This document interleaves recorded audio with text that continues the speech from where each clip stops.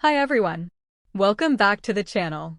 Today, I want to share with you some of the most beautiful and spiritual lines from Rumi's Masnavi from the first book. These lines are about love, greed, contentment, and even mountains dancing. Have you ever wondered how love can lift a person from the ground to the heavens?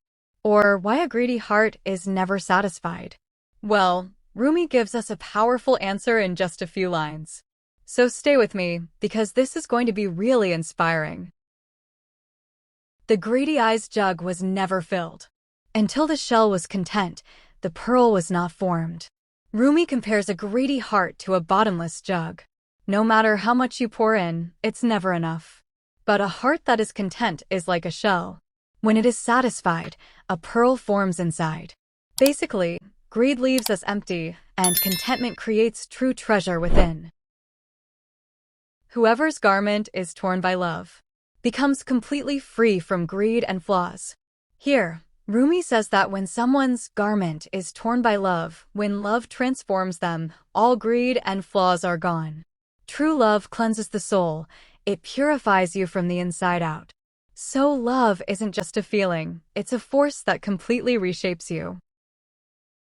Rejoice, O love, sweet madness of ours. O healer of all our ailments. Rumi addresses love as if it were a person. Rejoice, O love! You are our sweetest passion, our divine madness. Love is the healer of all our pain, fear, worry, jealousy, and attachment.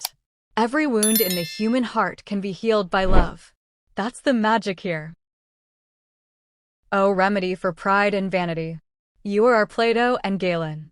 Love is the cure for pride and vanity. Rumi even says that love is wiser than Plato and more healing than Galen, the famous physician. The message is clear: no philosophy lifts you like love, and no medicine heals like it does.